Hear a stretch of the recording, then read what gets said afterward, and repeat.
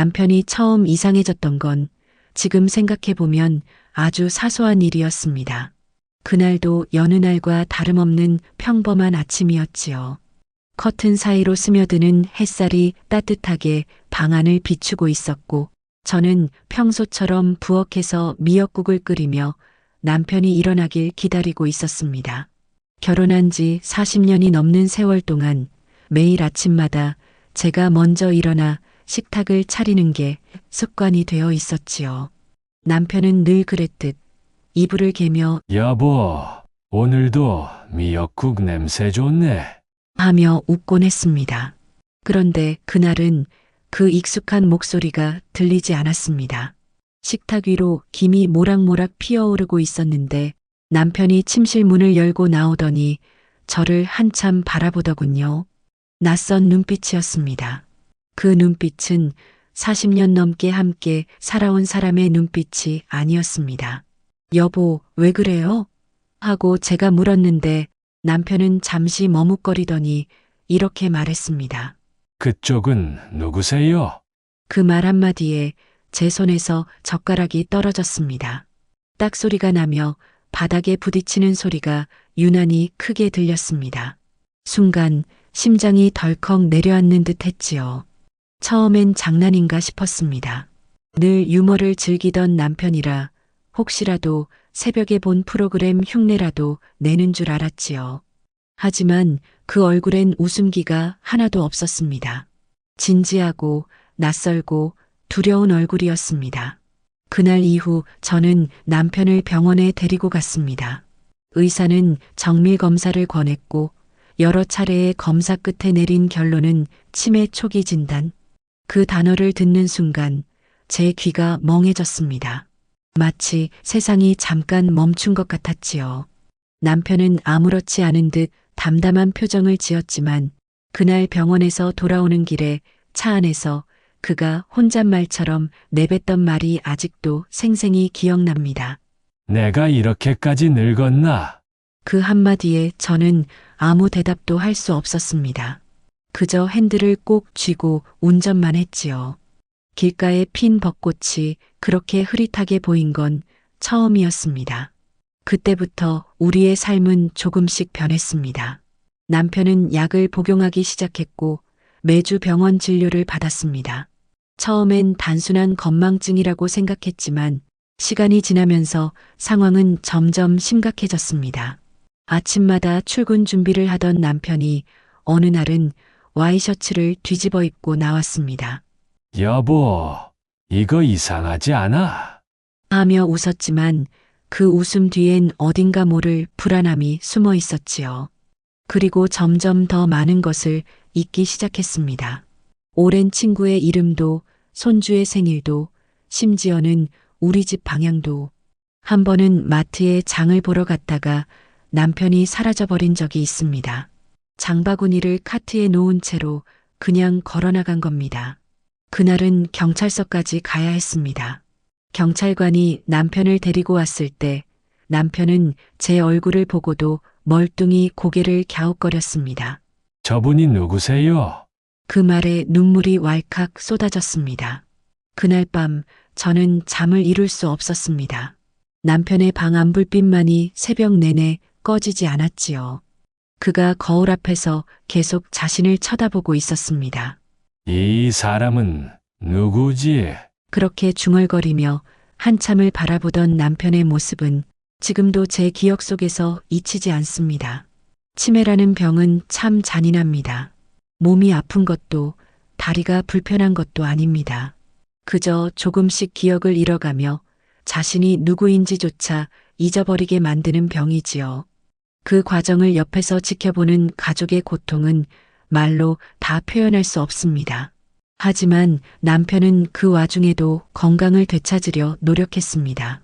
평생 회사 일만 하던 사람이었는데 은퇴 이후엔 잘 나가지도 않던 등산을 시작했습니다. 머리를 써야 해. 그래야 기억이 오래 간대. 그렇게 말하며 새 등산화를 사왔던 날이 아직도 생생합니다. 새벽마다 운동복을 입고 집 앞 뒷산으로 오르던 남편의 뒷모습이 눈에 선합니다. 그 모습이 참 대견했지요. 치매라는 병에도 불구하고 스스로 이겨내려는 그 의지가 대단해 보였습니다. 그 무렵 며느리도 참 고마운 아이였습니다. 아들 부부가 근처에 살았기에 며느리는 자주 들렀습니다. 남편 생일마다 케이크를 사오고 명절이면 손수전을 붙여오기도 했지요. 남편에게 늘 공손하게 인사하고 식사도 챙겨드렸습니다. 남편은 그런 며느리를 참 예뻐했습니다. 요즘 세상에 이런 며느리 없다. 하며 늘 자랑했지요. 그렇게 가족 모두가 하나 되어 남편을 돌보며 하루하루를 버텼습니다. 하지만 병은 멈추지 않았습니다. 남편의 상태는 점점 악화되었고 기억은 점점 더 흐릿해졌습니다. 식탁 앞에서도 숟가락을 들고 한참을 멍하니 바라보곤 했습니다. 어느 날은 제게 이렇게 묻더군요. 이 밥 누가 했어요? 내가 했지요. 여보가 좋아하는 된장찌개도 끓였어요. 아, 그래요. 그 말에 남편은 어딘가 서운한 듯한 눈빛을 하더군요. 내가 그걸 왜 몰랐을까? 그 말을 듣는 순간 가슴이 미어졌습니다. 그렇게 시간이 흘러 치매 진단을 받은 지 3년째 되던 해였습니다. 남편은 이제 거의 하루 대부분을 침대 위에서 보냈습니다. 때로는 어린아이처럼 웃다가도 때로는 이유 없이 소리를 지르곤 했습니다. 며느리는 여전히 성실하게 돌보았습니다. 남편의 약을 챙기고 목욕을 도와주고 심지어 머리를 깎아드리기도 했습니다. 그 모습이 참 기특했습니다. 저 아이는 참 마음씨가 고운 아이야. 그렇게 저는 주변 사람들에게 며느리 자랑을 하기도 했습니다. 하지만 지금 돌이켜보면 그때부터였습니다. 남편의 눈빛이 달라진 게 며느리가 방에 들어올 때마다 남편은 시선을 피했습니다. 처음엔 단순히 낯선 얼굴이라 그런가 싶었습니다. 치매 환자들이 가족조차 알아보지 못하는 건 흔한 일이라 여겼지요. 하지만 남편의 표정엔 뭔가 설명하기 어려운 두려움이 스며 있었습니다. 그걸 저는 그때는 알아채지 못했습니다. 그저 더 이상 병이 악화되지 않기를, 지금 이 상태로만이라도 오래 가기를, 그것만을 간절히 바랐습니다. 그 믿음 하나로 하루하루를 버텼던 날들이었지요. 그날이 오기 전까지는요. 남편이 제 이름을 또렷하게 부르던 바로 그날이 오기 전까지는요. 남편의 병이 시작된 이후 집안의 공기는 이전과는 완전히 달라졌습니다. 예전에는 늘 웃음이 오가던 집이었지요. 손주들이 뛰어놀던 소리, 주말마다 아들과 며느리가 들고 오던 음식 냄새, 그리고 남편이 즐겨 듣던 라디오 소리까지, 그 모든 것이 사라지고 난 뒤엔 오로지 약 냄새와 정적만이 남았습니다. 그 고요함 속에서 며느리의 존재는 참 큰 위로였습니다. 며느리는 매일같이 찾아왔습니다. 회사 일을 마치고 퇴근하면 곧장 이 집으로 와서 남편의 상태를 살폈습니다. 식사 시간을 챙기고 약을 정리하고 심지어는 남편의 손을 잡고 이야기도 해주었습니다. 남편은 말을 잘 알아듣지 못했지만 며느리의 목소리를 듣고 있으면 마음이 편해지는지 가끔 미소를 지었습니다. 그 모습을 볼 때마다 저는 마음속으로 며느리에게 고마움을 느꼈습니다. 며느리는 단 한 번도 힘들다는 내색을 하지 않았습니다. 밤늦게까지 남편의 곁을 지키며 침대 시트를 갈고 환자의 손을 닦아주었습니다.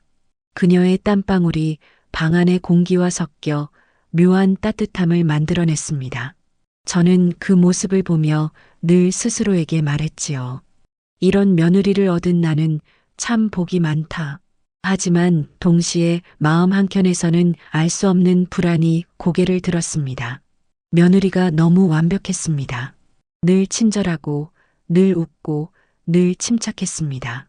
남편이 아무리 심한 증상을 보여도 며느리는 단 한 번도 표정을 흐트러뜨리지 않았습니다. 그런데 이상하게도 그 미소가 가끔은 너무 조용했습니다. 너무 오래 아무 말 없이 미소를 짓고 있을 때면 그 평온함이 오히려 낯설게 느껴졌습니다. 그때는 그런 생각이 스스로도 미안했습니다. 내가 왜 이런 의심을 하지?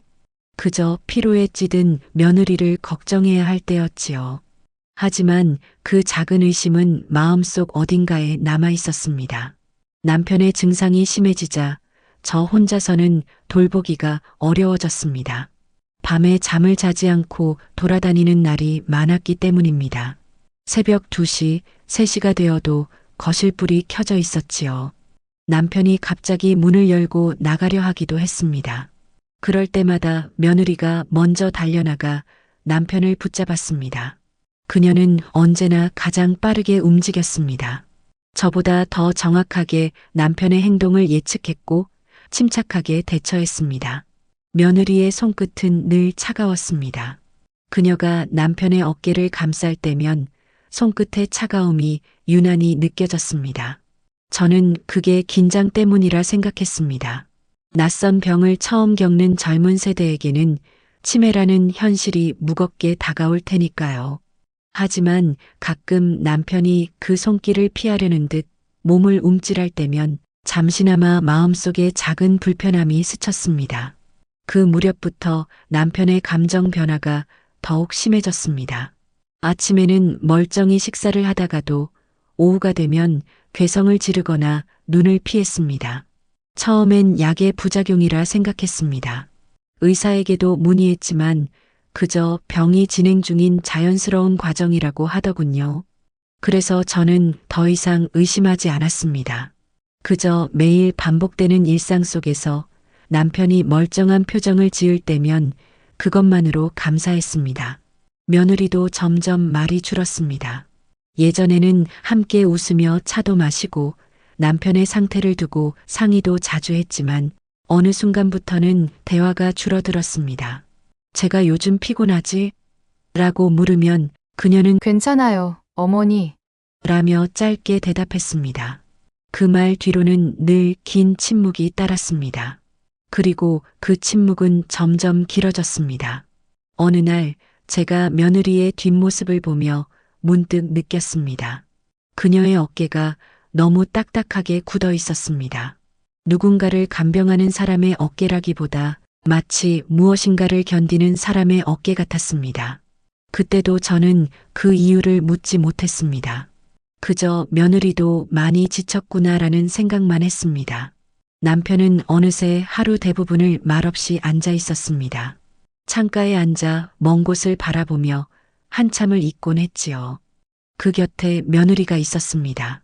때로는 그녀가 남편에게 조용히 말을 걸었고 남편은 그 목소리를 듣고 천천히 눈을 깜빡이며 대답하려 했습니다.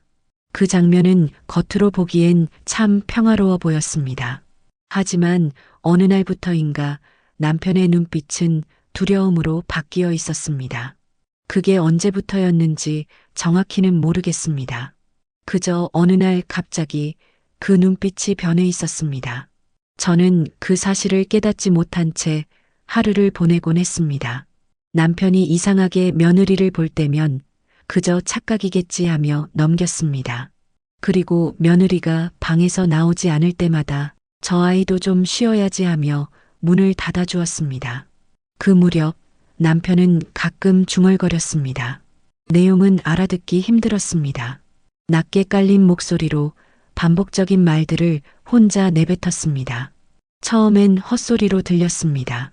하지만 시간이 지나자 그중 몇 마디가 귀에 들어왔습니다. 짧고 분명한 단어들이었습니다. 무섭다 하지 마. 그 말을 들었을 때 저는 아무 말도 할 수 없었습니다. 그저 남편의 머리를 쓰다듬으며 괜찮아요, 여보. 라고 속삭였습니다. 그날 밤 저는 며느리의 방문 앞에 서 있었습니다. 방 안에서는 조용히 물 흐르는 소리와 함께 낮은 한숨이 들려왔습니다. 그 소리를 들으며 문득 깨달았습니다. 이 집에선 모두가 조금씩 무너지고 있다는 걸. 남편은 기억을 잃어가고 있었고 며느리는 점점 지쳐갔으며 저는 그 둘 사이에서 아무것도 할 수 없는 사람으로 서 있었습니다. 그렇게 하루하루가 흘러갔습니다. 남편의 이름을 불러도 대답하지 않는 날이 많아졌고 며느리의 표정은 점점 굳어갔습니다. 하지만 그때까지만 해도 저는 믿었습니다. 며느리가 끝까지 우리를 지켜줄 거라고. 그 믿음이 저의 마지막 버팀목이었습니다. 그 믿음은 아주 작은 균열 하나에서 무너졌습니다. 남편의 얼굴에 남은 자국 하나, 그 작은 흔적 하나에서 모든 것이 무너지기 시작했습니다. 남편의 치매는 그해 봄부터 눈에 띄게 심해졌습니다. 아침에 눈을 뜨면 집이 낯설다고 말하곤 했고 식탁 앞에 앉아도 밥숟가락을 쥐지 못했습니다. 그가 손끝으로 밥알을 집어들다 다시 떨어뜨리는 모습은 너무나 낯설었습니다. 그 손이 한때 얼마나 강하고 단단했던 손이었는지 저는 누구보다 잘 알고 있었지요. 그 손으로 가족을 먹여 살리고 아이를 안아주던 사람인데 이제는 밥 한 숟가락도 스스로 들기 어려워졌습니다. 그 무렵부터 남편은 자주 혼잣말을 했습니다. 낮에도 밤에도. 말은 거의 알아듣기 어려웠지만 그 안에는 두려움이 섞여 있었습니다. 마치 누군가를 피하는 듯 벽을 향해 몸을 웅크리고 앉아 있었습니다. 그럴 때마다 며느리가 들어와 남편의 어깨를 토닥이며 진정시켰습니다. 그녀는 늘 침착했고 행동은 조용했습니다. 그 손길이 부드러워 보이기도 했습니다. 하지만 이상하게도 그 부드러움이 너무 규칙적이었습니다. 마치 습관처럼 감정이 느껴지지 않는 동작처럼 보이기도 했습니다. 며느리는 여전히 성실했습니다. 남편의 식사와 약, 침대 시트를 바꾸는 일까지 꼼꼼히 챙겼습니다. 하지만 그녀의 얼굴은 점점 말라갔습니다. 피로와 짜증이 뒤섞인 표정이 하루에도 몇 번씩 스쳤습니다. 그녀가 고개를 숙일 때마다 머리카락 사이로 보이는 눈빛이 점점 딱딱해졌습니다. 그때까지만 해도 저는 그저 며느리가 너무 힘들다고 생각했습니다. 하루에도 수십 번 같은 말을 반복해야 하는 생활, 대답 없는 사람을 하루 종일 돌보는 일이 얼마나 지치는 일인지 저는 잘 알고 있었습니다. 그래서 매번 미안했습니다. 며느리에게 조금이라도 휴식을 주고 싶어 병원 요양 서비스를 알아보기도 했습니다. 하지만 남편은 낯선 곳을 무서워했습니다. 낯선 사람을 보면 불안해하며 손을 떨어뜨렸고 그럴 때마다 며느리가 제 앞에서 말했습니다. 집이 제일 편하신가 봐요. 그 말에 저는 안심했습니다. 남편이 편하다면 그것으로 충분하다고 생각했습니다. 하지만 그 이후부터 며느리는 점점 더 혼자 남편을 돌보려 했습니다. 제가 들어가려 하면 제가 할게요라며 문을 닫곤 했습니다. 그 문이 닫히는 소리가 유난히 무겁게 들렸습니다. 저는 그 문 밖에서 잠시 서 있다가 부엌으로 돌아와 혼자 한숨을 쉬었습니다. 남편의 신음소리가 들릴 때마다 문 쪽으로 시선이 갔지만 며느리가 있는 방 안에 함부로 들어가고 싶지 않았습니다. 며느리의 헌신을 의심하는 것은 불효를 의심하는 것처럼 느껴졌으니까요. 그런데 이상하게도 며느리의 목소리가 가끔 달라졌습니다.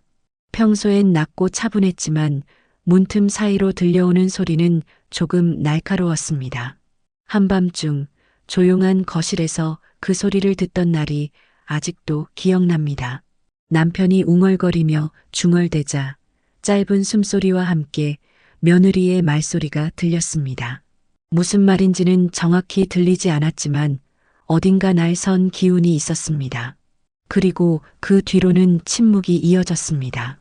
저는 혹시나 싶어 문 앞까지 갔지만 이내 발걸음을 돌렸습니다. 괜히 며느리를 오해하면 안 된다. 그 생각 하나로 스스로를 설득했습니다. 하지만 그날 이후로 남편의 눈빛은 더욱 흔들렸습니다. 며느리가 들어올 때마다 남편은 몸을 움츠렸습니다. 눈을 피하고 이불 속으로 손을 숨겼습니다. 저는 그 모습을 보고도 병이 깊어져서 그렇다고 생각했습니다. 의사가 말하길 환자들은 현실과 환상을 구분하지 못할 때가 많다고 했으니까요. 그 말을 믿었습니다. 믿어야만 했습니다. 며느리의 행동에도 변화가 생겼습니다. 예전처럼 다정한 말투로 저에게 말을 걸지 않았습니다. 식사 중에도 거의 말이 없었습니다. 그녀는 무표정한 얼굴로 밥을 먹고 조용히 일어나 설거지를 했습니다. 그릇이 부딪히는 소리가 유난히 메마르게 들렸습니다. 저는 그녀에게 고맙다고 말하려고 했지만 그녀는 그 말에 고개를 들지 않았습니다. 어느 날은 며느리가 거실 창문 앞에 서서 멍하니 밖을 바라보고 있었습니다. 그 시선은 한없이 멀리 향해 있었고 그 표정에는 공허함이 가득했습니다. 제가 다가가 말을 걸자 그녀는 잠시 놀란 듯 고개를 돌리더니 억지로 웃었습니다. 그 미소가 너무 짧아서 오히려 슬펐습니다. 그녀의 마음이 이미 지쳐버렸다는 걸 느꼈습니다. 그날 밤 남편은 심하게 울었습니다. 자다가 갑자기 소리를 질렀고 손으로 머리를 감쌌습니다. 저는 놀라서 달려가 남편을 끌어안았습니다. 괜찮아요, 여보. 괜찮아요. 하지만 남편은 손을 떨며 몸을 움츠렸습니다. 눈을 크게 뜨고 무언가를 두려워하는 듯한 표정이었습니다. 그 뒤로 남편은 거의 잠을 자지 못했습니다. 며칠 후 남편의 팔에서 자국이 발견되었습니다. 작은 멍이었지만 선명했습니다. 저는 처음엔 침대 모서리에 부딪힌 줄 알았습니다. 그렇게 스스로를 납득시키려 했습니다. 하지만 다음날 또 다른 멍이 생겼습니다. 팔꿈치 그리고 등 뒤에도. 그제서야 가슴이 서늘해졌습니다. 그 일을 며느리에게 물어보려 했지만 입이 떨어지지 않았습니다. 그녀는 여전히 성실히 남편을 돌보고 있었고 그 모습이 눈앞에서 너무 평범하게 보였기 때문입니다. 남편의 옆에서 약을 건네주고 식사를 챙기던 며느리의 손끝은 아무렇지 않아 보였습니다. 그 평온한 장면 속에서 저는 의심을 꺼내놓을 용기가 없었습니다. 그날 이후로 저는 밤마다 남편의 방 앞에 앉았습니다. 문틈 사이로 새어나오는 불빛을 바라보며 혹시나 남편이 또다시 울거나 두려워하지 않을까 지켜봤습니다. 그러던 어느 날 새벽 2시쯤 희미하게 들리는 남편의 흐느낌이 들렸습니다. 그 소리는 너무 작고 약했습니다. 마치 억눌린 울음 같았습니다. 그 순간 문 안쪽에서 뭔가 떨어지는 소리가 났습니다. 그 소리에 저는 온몸이 굳었습니다. 하지만 발걸음을 옮기지 못했습니다. 그저 문 앞에서 숨죽인 채 서 있었습니다. 그 다음 날 아침 남편은 아무 일도 없다는 듯 평온한 얼굴로 앉아 있었습니다. 그러나 그 눈빛엔 분명히 무언가 달라져 있었습니다. 그 눈은 어딘가 두려워했고 저를 바라보며 무엇인가 말하고 싶어 하는 듯 했습니다. 하지만 그 입에서는 아무 말도 나오지 않았습니다. 그날의 정적은 오래 지속되었습니다. 집안 공기가 무겁게 내려앉았습니다. 며느리는 평소처럼 청소를 하고 남편에게 약을 건넸습니다. 하지만 그 순간 남편의 손이 떨리며 그 약을 받지 못했습니다. 약병이 바닥으로 떨어지며 딸랑거리는 소리가 울렸습니다. 그 소리가 그렇게 크게 들린 적은 없었습니다. 그때 저는 처음으로 확신했습니다. 이 집 안 어딘가에서 무언가가 서서히 부서지고 있다는 것을. 다음 날 그날 아침은 유난히 고요했습니다. 겨울 끝자락이었고 창밖의 공기는 아직 차가웠습니다. 평소와 다름없이 남편의 방 문을 열었을 때 그가 천천히 고개를 돌리며 제 눈을 바라봤습니다. 그 눈빛은 너무나 또렷했습니다. 한동안 보지 못했던 예전의 그 사람의 눈빛이었습니다. 그 순간 가슴이 뛰었습니다. 며칠째 혼란스럽던 마음에 작은 희망이 스며들었습니다. 남편의 입술이 미세하게 떨리더니 낮은 목소리가 흘러나왔습니다. 그 한마디에 눈물이 터져 나왔습니다. 그토록 듣고 싶었던 말이었지요. 남편이 나를 알아본다는 사실만으로 세상이 다 밝혀지는 것 같았습니다. 저는 급히 며느리를 불렀습니다. 이 기쁜 소식을 함께 알려주고 싶었습니다. 며느리는 방에서 나와 남편의 곁으로 다가왔습니다. 하지만 남편의 표정이 순간 굳어졌습니다. 입가에 머물던 미소가 사라졌고 눈동자가 흔들렸습니다. 그는 몸을 움츠리며 시선을 피했습니다. 그 다음 남편의 입에서 낮고 떨리는 소리가 새어나왔습니다. 저 사람 오지 말라고 했잖아. 그 말은 거의 속삭임에 가까웠습니다. 하지만 제 귀에는 너무도 선명하게 들렸습니다. 며느리는 잠시 멈칫하더니 억지 미소를 지었습니다. 그 미소는 어딘가 불편했습니다. 남편은 고개를 돌리고 손으로 이불을 움켜쥐었습니다. 그의 손등이 하얗게 질릴 만큼 힘이 들어가 있었습니다. 순간 방 안 공기가 바뀌었습니다. 아침 햇살이 창을 비추고 있었지만 그 빛이 오히려 차갑게 느껴졌습니다. 남편은 갑자기 울음을 터뜨렸습니다. 억눌린 감정이 한꺼번에 터져나온 듯 손으로 얼굴을 감싸쥐었습니다. 저는 당황해서 그를 끌어안으려 했습니다. 그때 남편이 떨리는 손으로 제 손목을 붙잡았습니다. 그 손은 차갑고 간절했습니다. 저 사람이 나를 때렸어. 그 한마디가 공기 속에 멎은 듯 울렸습니다. 순간 귀가 멍해지고 머리가 하얘졌습니다. 며느리는 놀란 듯한 표정으로 고개를 돌렸습니다. 하지만 그 얼굴에는 진심 어린 두려움보다 당황이 섞인 차가운 긴장이 먼저 비쳤습니다. 무슨 말씀이세요? 아버님.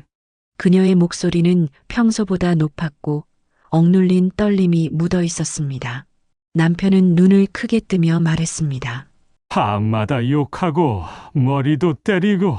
그 말을 하던 남편의 어깨가 떨렸습니다. 저는 말이 나오지 않았습니다. 방 안의 공기가 갑자기 낯설게 느껴졌습니다. 내가 평생 신뢰하던 가족, 그 두 사람 사이에서 무엇이 진실이고 무엇이 거짓인지 단숨에 분간할 수 없었습니다. 며느리는 울먹이며 고개를 저었습니다. 어머니, 그럴 리가 없어요. 저 그렇게 안 했어요. 하지만 남편의 얼굴은 이미 공포로 굳어 있었습니다. 그가 손으로 등을 가리켰습니다. 여기를 봐요. 저는 떨리는 손으로 남편의 옷을 걷어 올렸습니다. 등에는 시퍼런 자국이 선명히 남아 있었습니다. 그 색깔은 오래된 멍의 흔적이 아니라 막 생긴 듯 선명하고 잔혹했습니다. 그 순간 머리가 멍해졌습니다. 시간이 멈춘 듯 아무 소리도 들리지 않았습니다. 그저 남편의 숨소리와 며느리의 억눌린 울음만이 방 안을 채우고 있었습니다. 저는 손끝이 차갑게 굳어가는 걸 느꼈습니다. 믿었던 며느리의 얼굴이 눈앞에서 낯선 사람처럼 변해 보였습니다. 왜 그랬니? 그 말이 제 입에서 나왔습니다. 목소리가 떨려서 제대로 들리지도 않았습니다. 며느리는 두 손을 모으고 울었습니다. 저도 너무 힘들었어요. 하루 종일 돌보다 보면 저도 사람이니까. 그 말은 변명 같았고 그 안에는 죄책감이 섞여 있었습니다. 저는 그 말을 들으며 숨을 삼켰습니다. 그녀의 눈가에 맺힌 눈물조차도 어쩐지 낯설게 느껴졌습니다. 그날 하루 동안 아무 말도 할 수 없었습니다. 남편은 울음을 멈추지 않았고 며느리는 제 앞에서 무릎을 꿇었습니다. 하지만 그 모습에서 진심이 느껴지지 않았습니다. 그녀의 눈빛은 여전히 흔들리지 않았고 오히려 차분했습니다. 마치 이 상황을 이미 예상이라도 한 듯 그 눈동자에는 어딘가 단념한 기운이 섞여 있었습니다. 저는 그날 밤 남편의 방 앞에서 꼬박 세웠습니다. 남편은 잠이 들지 못했고 계속 뒤척였습니다. 잠시 후에야 겨우 눈을 감더니 잠꼬대처럼 중얼거렸습니다. 또 올 거야. 그 말이 제 귀에 박혀서 그 후로 며칠 동안 잠을 잘 수 없었습니다. 며느리는 그날 이후로 예전 같지 않았습니다. 아침에 들어오던 인사도 부엌에서 들리던 발소리도 사라졌습니다. 그녀의 얼굴에는 미소 대신 무표정이 자리했습니다. 그 무표정이 오히려 더 무서웠습니다. 제가 눈을 마주치면 피했고 남편 곁에도 잘 가지 않았습니다. 그녀는 자신이 억울하다고 말했지만 그 말을 믿기엔 남편의 두려움이 너무 명확했습니다. 며칠 뒤 남편의 등에 또다시 작은 멍이 생겼습니다. 그때 저는 확신했습니다. 이건 단순한 사고가 아니라는 것을. 그 순간 제 안에서 무언가가 끊어졌습니다. 그토록 믿었던 며느리, 그 아이가 내 남편에게 그런 일을 했다는 사실을 받아들이기 힘들었습니다. 그날 저녁 경찰에 전화를 걸었습니다. 손이 떨렸습니다. 수화기 너머로 경찰의 목소리가 들렸을 때 입에서는 말이 잘 나오지 않았습니다. 치매 환자를 돌보던 며느리가 남편을 때린 것 같아요. 그 말을 하고 나서야 눈물이 터졌습니다. 입술이 떨렸고 숨이 막혔습니다. 잠시 후 경찰이 집으로 왔습니다. 그들은 조용히 방안을 살폈고 남편의 멍 자국을 확인했습니다. 며느리는 처음엔 부인했습니다. 하지만 경찰이 사진을 찍으며 절차를 밟자 그녀의 표정이 조금씩 무너졌습니다.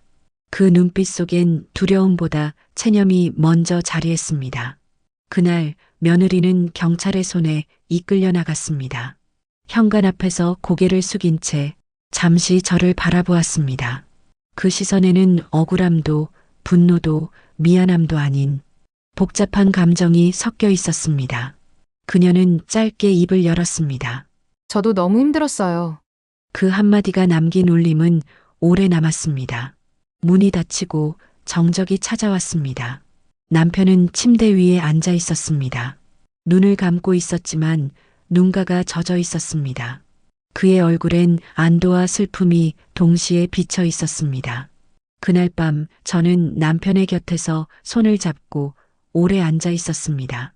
남편은 다시는 울지 않았습니다. 그저 제 손을 꼭 잡고 있었습니다. 그 손끝에서 지난 세월의 모든 무게가 느껴졌습니다. 며느리가 경찰에 연행된 다음 날 집안은 깊은 침묵에 잠겼습니다. 식탁 위에 놓인 밥그릇 하나, 의자에 걸린 며느리의 가디건 하나조차 그대로 남아 있었습니다. 그것들이 마치 집안의 공기를 붙잡고 있는 듯 아무것도 움직이지 않았습니다. 아침 햇살이 커튼 사이로 들어와 거실 바닥을 비추었지만 그 빛은 따뜻하지 않았습니다. 그날부터 이 집은 소리 없는 겨울 같았습니다. 아들은 그날 저녁에야 소식을 들었습니다. 퇴근하자마자 경찰서로 달려갔고 집에 돌아왔을 때 그의 얼굴은 완전히 변해 있었습니다. 그 눈동자엔 분노와 충격 그리고 믿기지 않는 감정이 섞여 있었습니다. 그는 며느리의 이름을 부르며 고개를 감쌌습니다. 그럴 리 없어. 그럴 리가 없어요. 그 말을 되뇌는 아들의 어깨가 떨렸습니다. 저는 아무 말도 할 수 없었습니다.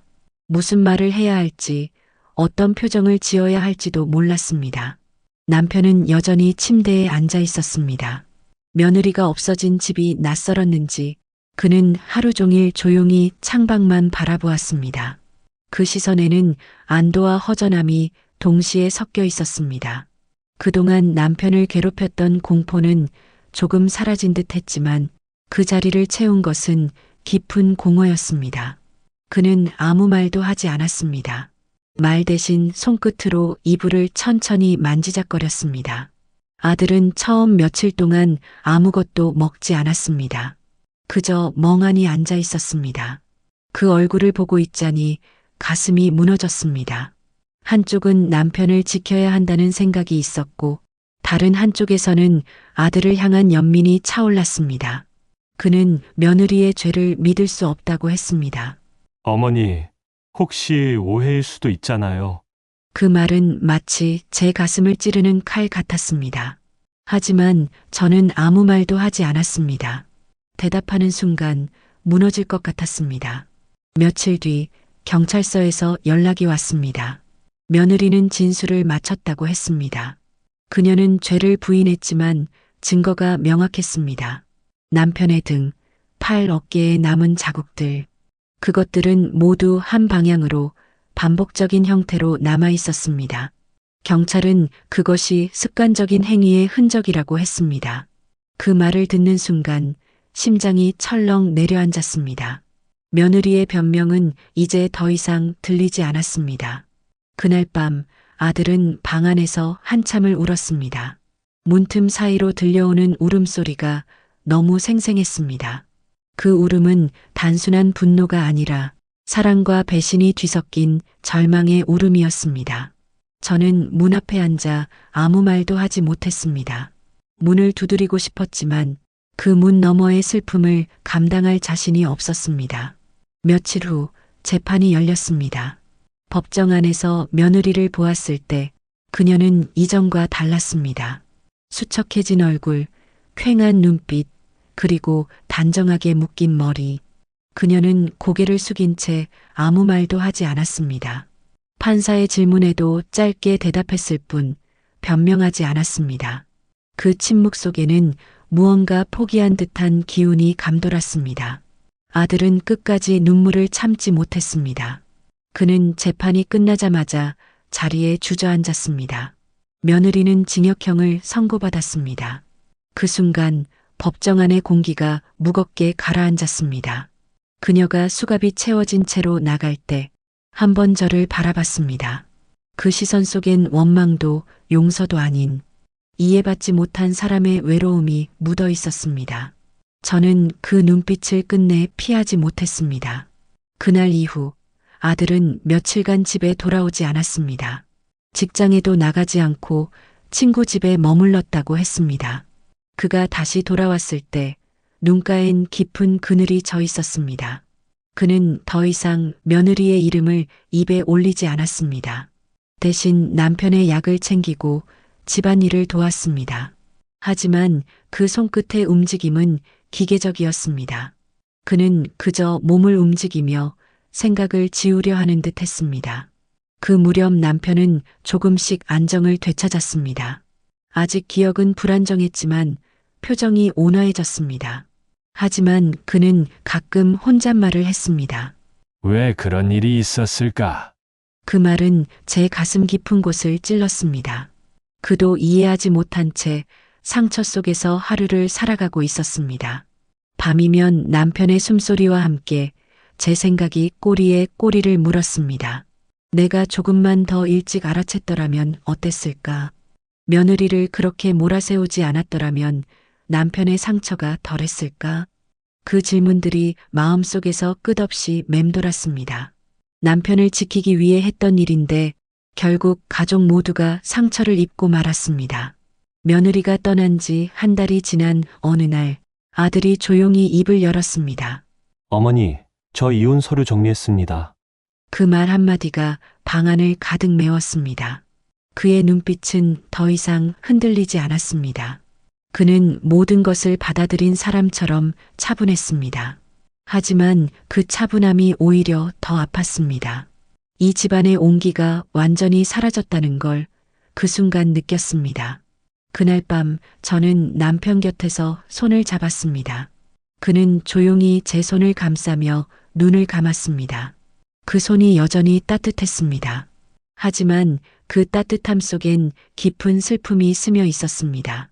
그 슬픔은 말로 다 표현할 수 없었습니다. 남편의 손등 위로 달빛이 떨어졌습니다. 그 빛이 유난히 희미했습니다. 그 희미한 빛 속에서 저는 내내 되뇌었습니다. 가족이란 게 이렇게 부서질 수도 있구나. 며느리가 집을 떠난 지 벌써 반년이 흘렀습니다. 그 사이 계절이 바뀌었고 집안 공기도 달라졌습니다.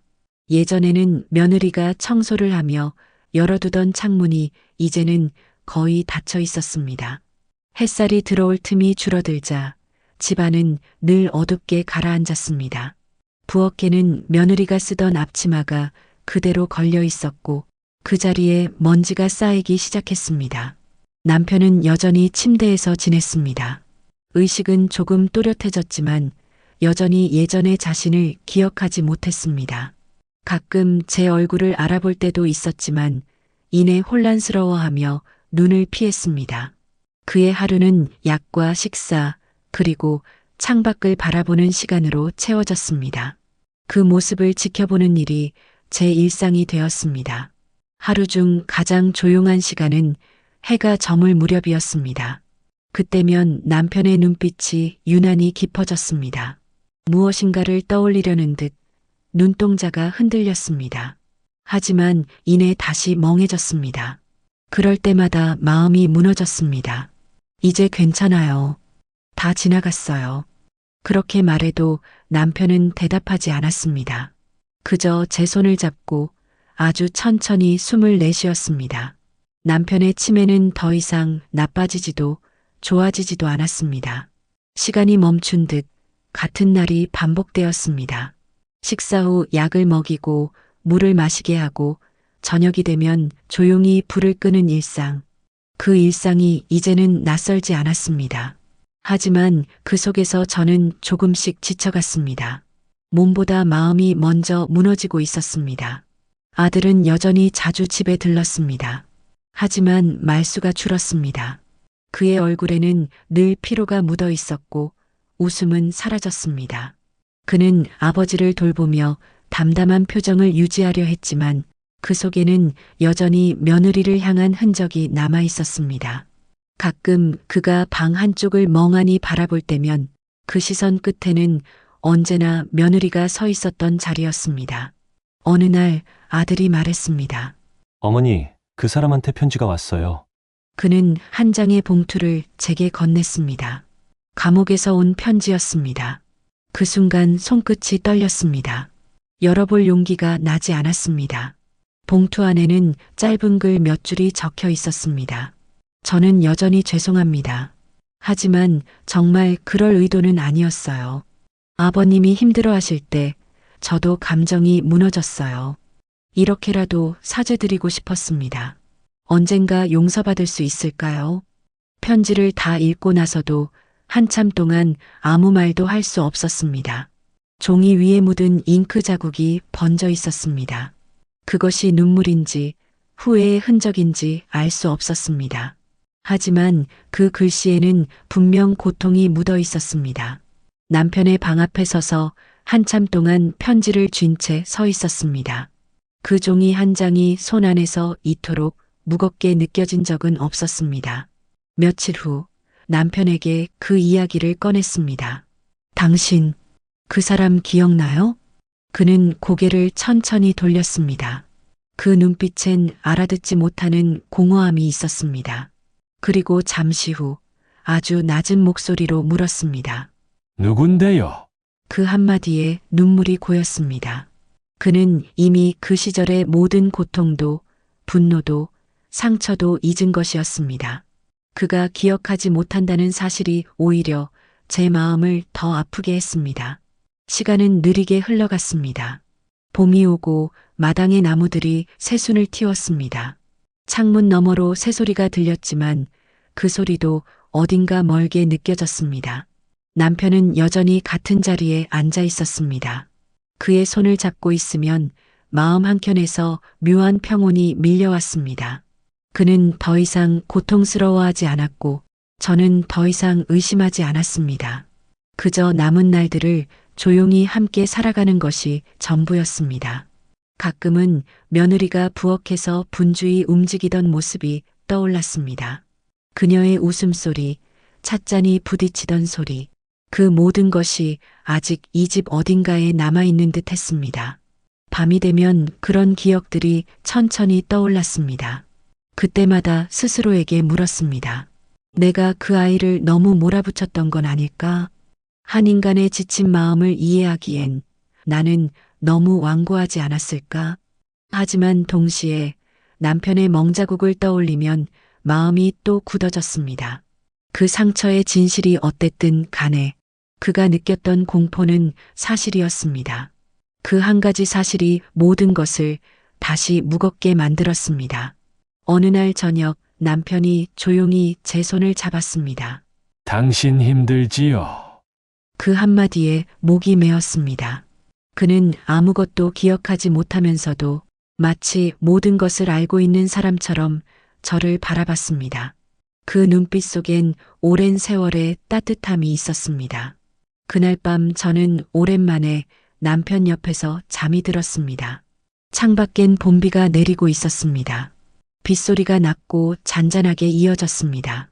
그 소리 속에서 마치 며느리의 목소리가 섞여 들리는 듯 했습니다.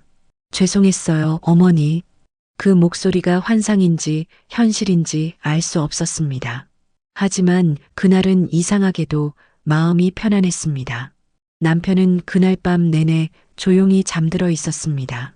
그의 숨결이 고르고 평온했습니다. 그 모습을 지켜보며 문득 깨달았습니다.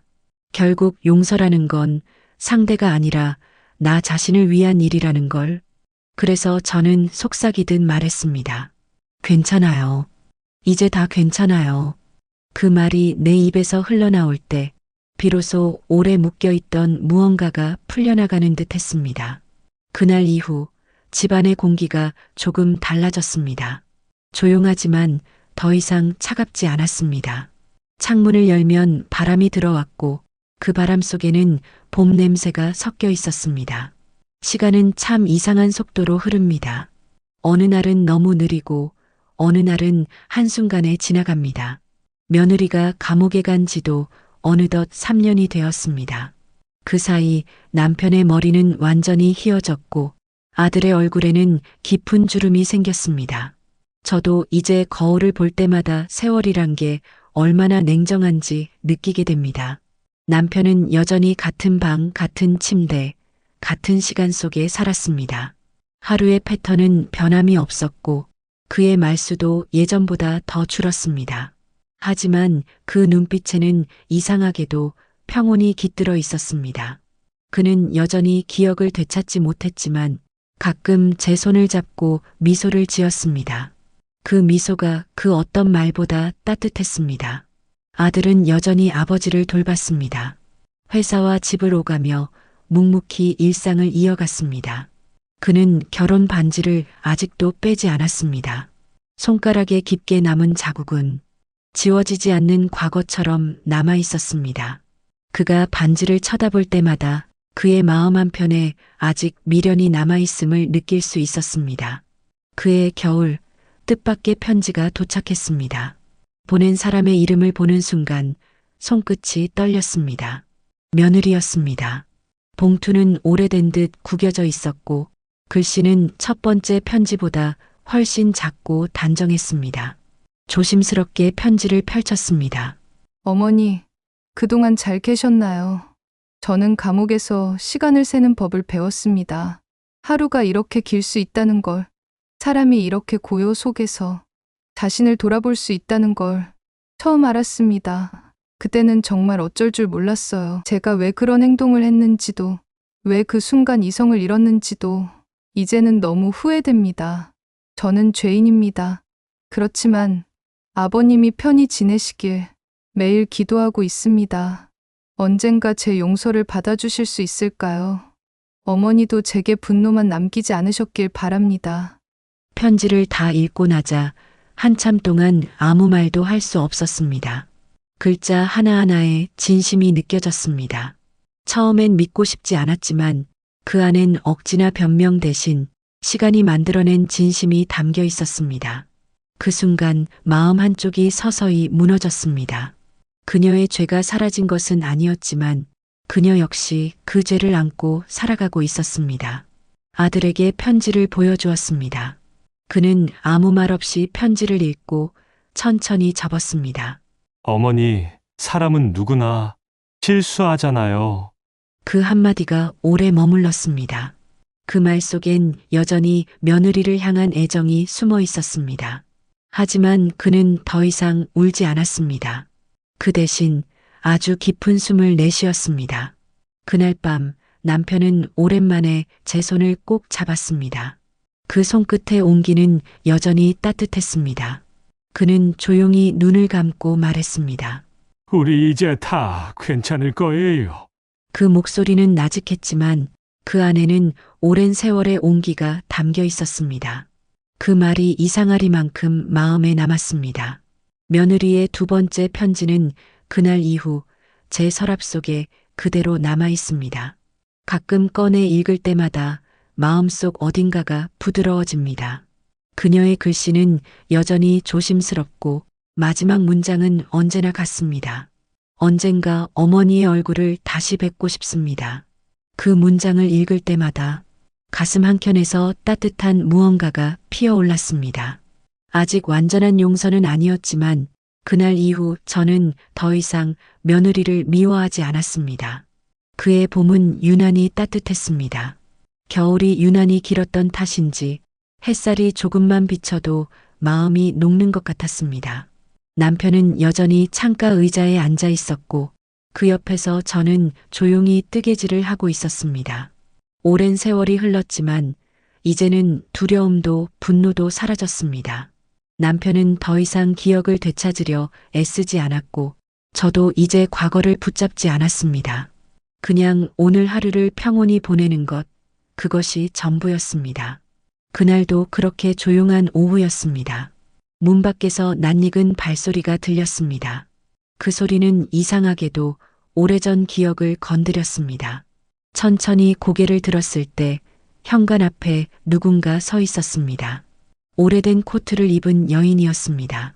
머리는 짧게 잘려 있었고 얼굴엔 세월의 흔적이 깊게 남아 있었습니다. 그녀는 잠시 문턱에서 멈춰 섰습니다. 그 한 걸음이 너무 무거워 보였습니다. 며느리였습니다. 그 순간 심장이 멎는 듯 했습니다.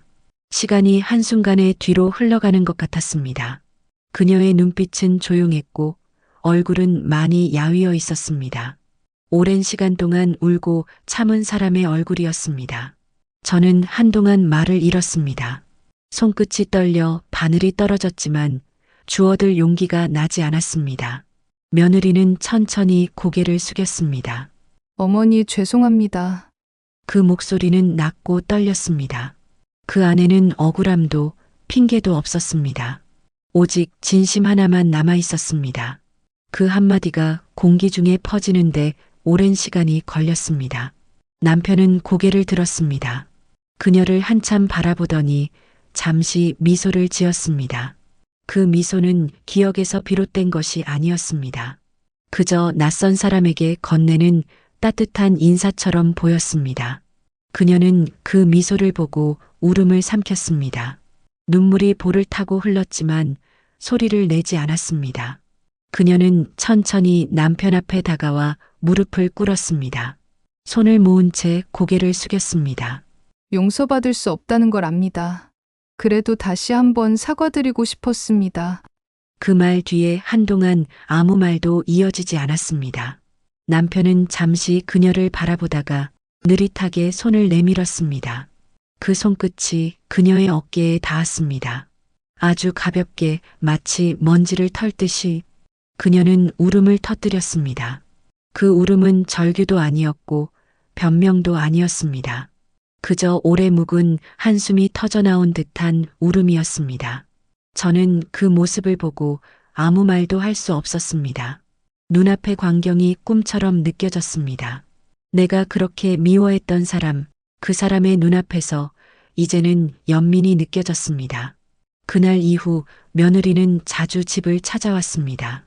식사를 돕고 남편의 손을 닦아주고 마당을 쓸었습니다. 처음엔 어색했지만 조금씩 그 어색함이 사라졌습니다.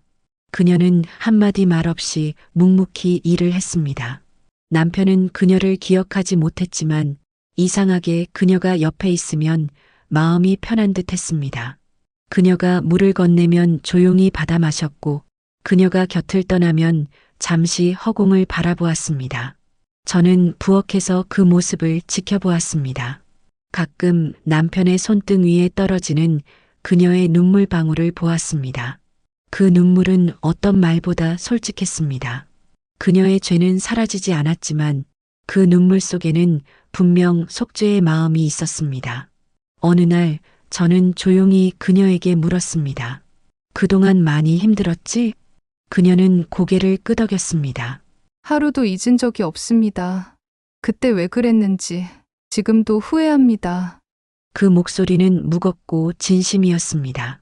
저는 한동안 아무 말도 하지 못했습니다.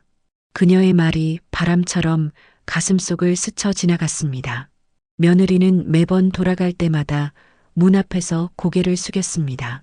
감사합니다, 어머니. 그 말이 점점 덜 떨리고 점점 더 단단해졌습니다. 시간이 흐를수록 그 아이의 표정은 조금씩 달라졌습니다. 처음엔 죄책감으로 굳어 있었던 얼굴이 이제는 조금씩 인간다운 온기를 되찾고 있었습니다. 남편의 상태는 여전히 같았습니다. 기억은 돌아오지 않았지만 표정은 온화했습니다. 며느리가 방문을 열면 그는 조용히 웃었고 그 웃음 속엔 설명할 수 없는 평화가 있었습니다. 그 모습을 볼 때마다 저는 생각했습니다. 어쩌면 남편은 이미 용서하고 있었는지도 모른다고. 기억이 사라진 그 순간부터 그의 마음도 이미 모든 것을 내려놓은 게 아닐까 하고 어느 늦은 오후 세 사람은 함께 식탁에 앉았습니다.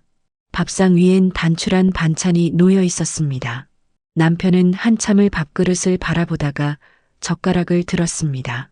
그리고 아주 조용히 한마디를 했습니다.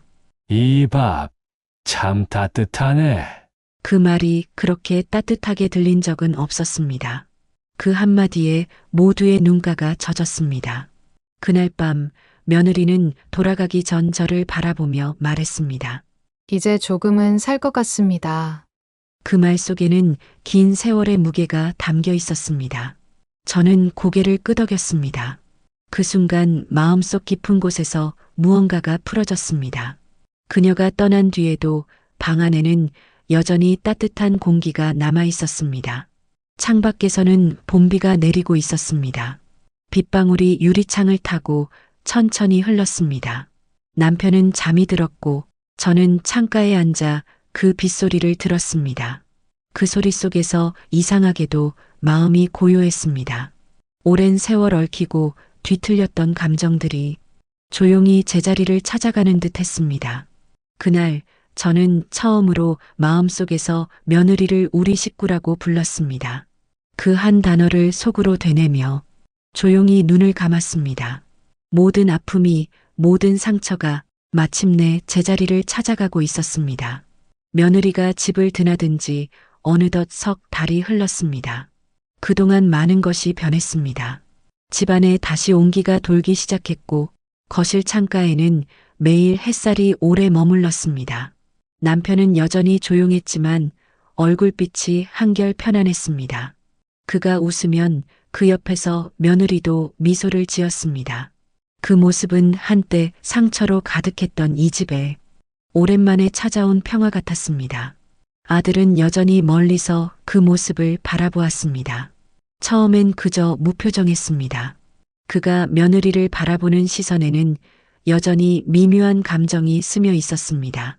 사랑과 분노, 미련과 안타까움이 얽혀 있었습니다. 그 감정은 쉽게 풀리지 않았습니다. 그는 말없이 식탁에 앉아 식사를 했고 며느리가 들어오면 잠시 눈을 피했습니다. 그저 조용히 숨을 고르듯 마음을 다잡았습니다. 하지만 세월은 사람을 조금씩 바꾸는 법입니다. 며느리가 한결같이 남편을 돌보는 모습을 보며 그의 마음속에 쌓여있던 벽이 조금씩 무너져 갔습니다. 그녀는 어떤 변명도 하지 않았고 그저 하루하루를 성실하게 보냈습니다. 그녀가 아버지의 손을 닦을 때 그는 그 모습을 말없이 바라보았습니다. 그 손끝의 움직임에는 거짓이 없었습니다. 그는 그걸 느꼈습니다. 어느 날 아들은 조용히 며느리 곁에 다가섰습니다. 그녀가 남편의 약을 챙기고 있을 때였습니다. 그는 한참 동안 말없이 서 있었습니다. 그녀가 고개를 돌렸을 때 두 사람의 시선이 마주쳤습니다. 짧은 순간이었지만 그 안에는 긴 세월의 감정이 오갔습니다. 그는 낮고 조용한 목소리로 말했습니다. 그동안 고마웠어. 그녀는 아무 말도 하지 않았습니다. 그저 고개를 숙였고 눈가가 살짝 젖었습니다. 그날 이후로 두 사람은 조금씩 말을 나누기 시작했습니다. 짧은 인사, 간단한 일상의 대화. 하지만 그 짧은 대화들이 시간이 지나면서 마음의 거리감을 서서히 좁혀주었습니다. 아들은 예전처럼 웃지는 않았지만 그의 표정엔 더 이상 분노가 없었습니다. 그저 오랜 상처가 천천히 아물고 있는 얼굴이었습니다. 어느 저녁 식탁에 세 사람이 함께 앉았습니다. 남편은 천천히 숟가락을 들었고 며느리는 국을 떠서 아버지 앞에 놓았습니다. 아들은 묵묵히 밥을 뜨다가 문득 멈췄습니다. 그는 조용히 입을 열었습니다. 다시는 이런 일이 없길 바랄 뿐입니다. 그 말은 짧았지만 그 안에는 용서가 담겨 있었습니다. 며느리는 눈을 감고 고개를 끄덕였습니다. 그 작은 고갯짓 하나가 그동안 말하지 못했던 사과와 용서를 대신했습니다. 그날 밤 아들은 오랜만에 부엌 불을 끄지 않았습니다. 늦은 시간까지 싱크대 앞에 서서 물컵을 닦았습니다. 그 모습이 유난히 조용했습니다. 창밖의 불빛이 그의 얼굴을 비쳤는데 그 표정은 오랜 시간 억눌렀던 감정에서 벗어난 사람의 얼굴이었습니다. 그는 더 이상 도망치지 않았습니다. 그날 이후 그는 집에 더 자주 머물렀습니다. 퇴근 후 식탁에 앉아 부모님과 함께 식사했고 며느리가 차를 내오면 자연스럽게 받았습니다. 그렇게 세 사람의 일상은 다시 조금씩 맞물렸습니다. 예전처럼 유쾌하거나 활기차진 않았지만 서로를 향한 불편한 침묵이 사라졌습니다. 그 대신 조용한 이해가 자리 잡았습니다. 그건 말보다 더 단단한 감정이었습니다. 며느리는 여전히 자주 눈물을 보였습니다. 남편이 잠든 후 방문을 닫고 혼자 울곤 했습니다. 그 눈물은 후회의 눈물이 아니라 조금씩 스스로를 용서하는 눈물이었습니다. 그녀는 매일같이 아침 일찍 일어나 남편을 돌보고 식탁을 차리고 아들에게 따뜻한 밥을 내놓았습니다. 그 일상이 반복되면서 이 집엔 다시 가족이라는 단어가 되살아났습니다. 어느 날 남편은 갑자기 손을 들어 며느리의 손등을 가볍게 두드렸습니다. 그는 여전히 그녀를 알아보지 못했지만 그 손짓은 분명한 애정이었습니다. 그 순간 아들은 그 광경을 바라보다가 아주 천천히 눈을 감았습니다. 그의 눈가에는 미묘한 미소가 번졌습니다. 그 미소는 짧았지만 진심이었습니다. 그날 저녁 아들은 조용히 며느리에게 말했습니다. 이제 그만, 괜찮아요. 그녀는 아무 말도 하지 않았습니다. 하지만 그 말을 들은 순간 오랫동안 눌러있던 감정이 터져나왔습니다. 그녀는 고개를 숙인 채 울었습니다. 그 울음은 죄의식이 아니라 마침내 용서받았다는 안도감에서 나온 울음이었습니다. 그날 밤 집안은 이상하리만큼 고요했습니다. 그러나 그 고요함은 더 이상 차갑지 않았습니다. 바람이 커튼 사이로 스며들며 부드럽게 방 안을 감쌌습니다. 남편의 숨소리가 잔잔하게 들렸고 그 곁에서 아들과 며느리가 조용히 앉아 있었습니다. 말은 없었지만 그 자리에 있던 세 사람의 마음은 마침내 하나로 이어져 있었습니다. 그날 이후 저는 매일 저녁마다 세 사람의 뒷모습을 바라보았습니다. 그 모습은 더 이상 슬프지 않았습니다. 그건 오랜 세월 끝에 찾아온 평화였습니다. 서로를 용서하고 서로를 다시 가족으로 받아들인 사람들의 모습이었습니다. 세월이 흘러 남편의 몸이 점점 약해졌습니다. 의사는 오래전부터 준비하라고 말했지만 그 말을 들을 때마다 마음 한구석이 시리게 식어갔습니다. 그럼에도 불구하고 남편은 끝까지 평온했습니다. 그는 마지막까지 자신의 하루를 받아들이듯 조용히 숨을 고르고 빛을 바라보며 살았습니다. 그날은 봄비가 내리던 저녁이었습니다. 비는 가늘게 내렸고 공기에는 흙 냄새가 섞여 있었습니다. 남편은 창가에 앉은 채 눈을 감고 있었습니다. 그의 곁에는 며느리가 있었고 조용히 그의 손을 잡고 있었습니다. 아들은 그 옆에서 묵묵히 창밖을 바라보았습니다. 그날따라 바람이 이상하게 따뜻했습니다. 남편은 갑자기 미약한 숨을 들이쉬더니 아주 조용히 눈을 떴습니다. 그 시선이 며느리와 제게 닿았습니다. 그 눈빛 속엔 분노도 혼란도 없었습니다. 오직 평온함만이 있었습니다. 그는 마지막으로 아주 작게 웃었습니다. 그 미소는 마치 오랜 여행을 마친 사람의 얼굴 같았습니다. 그리고 아주 천천히 눈을 감았습니다.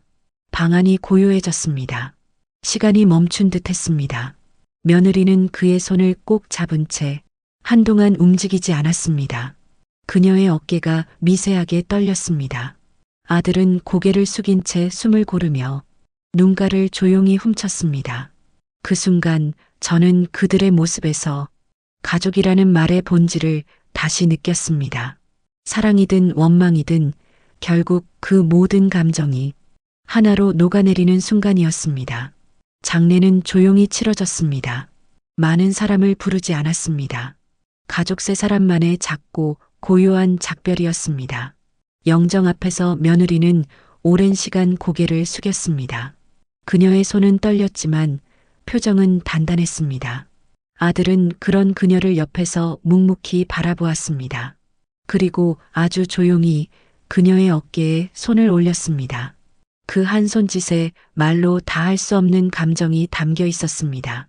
며칠 후 장지에서 돌아오는 길에 하늘은 맑고 바람은 부드러웠습니다. 남편이 누워있는 산자락 위로 하얀 구름이 천천히 흘러갔습니다. 그 순간 이상하게 마음이 평안했습니다. 남편이 마치 그곳에서 미소 짓고 있는 듯 했습니다. 그날 저녁 집으로 돌아온 우리는 함께 식탁에 앉았습니다. 식탁 위에는 며느리가 만든 된장찌개가 올려져 있었습니다. 오랜만에 집안에 구수한 냄새가 퍼졌습니다. 아들은 숟가락을 들며 조용히 말했습니다.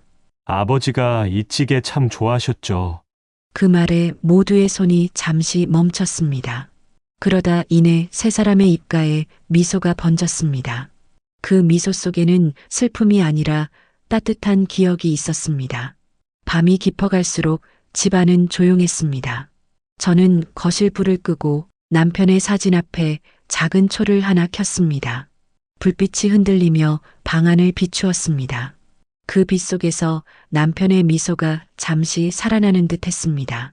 저는 그 앞에서 조용히 속삭였습니다. 당신 덕분에 우리 모두 용서할 수 있었어요. 며느리는 그 뒤에도 집에 남았습니다. 아들과 함께 남편의 방을 정리하고 창문을 열어 햇살을 들였습니다. 그녀의 표정은 오랜 세월의 죄책감을 털어낸 사람의 얼굴이었습니다. 아들은 그런 그녀를 바라보며 이제야 비로소 편안히 숨을 쉬는 듯 했습니다. 봄은 그렇게 지나갔습니다. 남편이 떠난 자리엔 평화가 남았습니다. 그가 남긴 것은 슬픔이 아니라 서로를 다시 이해하고 용서하는 법을 배운 사람들의 마음이었습니다. 이따금 바람이 불면 창문 너머로 들려오는 바람 소리가 마치 남편의 목소리 같았습니다. 그 소리는 언제나 이렇게 말하는 듯 했습니다. 이제 다 괜찮다.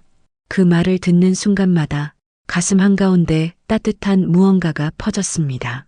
그건 슬픔이 아니라 오래된 사랑의 잔향이었습니다. 그리고 그날 이후 저는 매일 저녁 하늘을 올려다보며 조용히 인사합니다. 당신 오늘도 고맙습니다. 그 인사는 이제 습관이 되었습니다. 남편의 부재 속에서도 우리는 여전히 함께 살아가고 있습니다. 그가 남긴 평온이 이 집의 마지막 빛으로 남았습니다.